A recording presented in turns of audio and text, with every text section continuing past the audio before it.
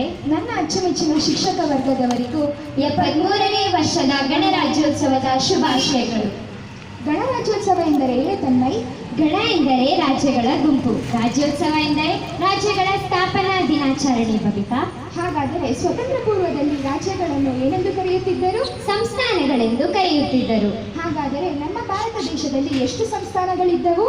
ಒಟ್ಟು 565 ಸಂಸ್ಥಾನಗಳಿದ್ದವು. ಮತ್ತು ಎಷ್ಟು ಸಂಸ್ಥಾನಗಳು ಒಟ್ಟುಗೂಡಿರಲಿಲ್ಲ? 3 ಸಂಸ್ಥಾನಗಳು ಒಟ್ಟುಗೂಡಿರಲಿಲ್ಲ.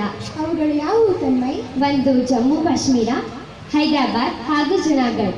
ಜಮ್ಮು ಕಾಶ್ಮೀರವು ನಮ್ಮ ಭಾರತದೊಂದಿಗೆ ಹೇಗೆ ಒಟ್ಟುಗೂಡಿತು? ಜಮ್ಮು ಅಂಡ್ ಕಾಶ್ಮೀರದಲ್ಲಿ ಆಳ್ವಿಕೆ ಮಾಡುತ್ತಿದ್ದ ರಾಜ ಹರಿಸಿಂಗನು ಸ್ವತಂತ್ರವಾಗಿರಲು ನಿಶ್ಚಯಿಸಿದನು. ಆದರೆ ಪಾಕಿಸ್ತಾನ ಸೇನಾಪಡೆಯು ಅದರ ಮೇಲೆ ದಾಳಿ ಮಾಡಿದಾಗ ರಾಜ ಹರಿಸಿಂಗನು ಭಾರತಕ್ಕೆ ಸಹಾಯಕ್ಕಾಗಿ ಬಂದನು. ಆಗ ಸರ್ದಾರ್ ವಲ್ಲಭಾಯ್ ಪಟೇಲರ ನೇತೃತ್ವದಿಂದ ಪಾಕಿಸ್ತಾನ ಸೇನಾಪಡೆಯನ್ನು ಹಿಂದೆ ಸರಿಸಿ ಜಮ್ಮು ಅಂಡ್ ಕಾಶ್ಮೀರವನ್ನು ಭಾರತದ ಸಂಸ್ಥಾನಕ್ಕೆ ಒಟ್ಟುಗೂಡಿಸಲಾಯಿತು. ತಿಳಿಯಿತೆ ಬಬಿತಾ? ಜಮ್ಮು ಕಾಶ್ಮೀರದ ಬಗ್ಗೆ ನನಗೆ ತಿಳಿಯಿತು. ಹಾಗಾದರೆ ಹೈದರಾಬಾದ್ ಸಂಸ್ಥಾನವು ನಮ್ಮ ಭಾರತದೊಂದಿಗೆ ಹೇಗೆ ಒಟ್ಟುಗೂಡಿತೆಂದು ನನಗೆ ತಿಳಿಸುವೆಯಾ ತನ್ಮಯ್? ಹಾ, ಖಂಡಿತ ಬಬಿತಾ.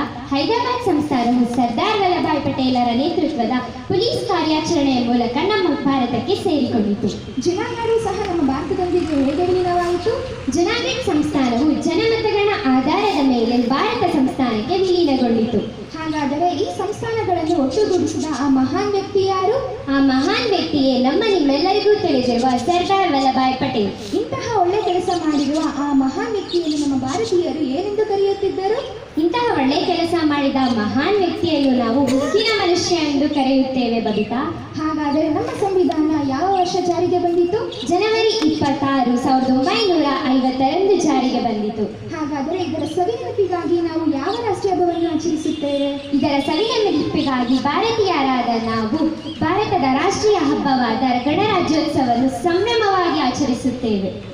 ಇಷ್ಟು ಸಮಯ ಮಾತನಾಡಲು ಕಾಲಾವಕಾಶ ಮಾಡಿಕೊಟ್ಟ ನಿಮ್ಮೆಲ್ಲರಿಗೂ ಧನ್ಯವಾದಗಳು. ಭಾರತ್ ಮಾತಾ ಕಿ ಜೈ. ಜೈ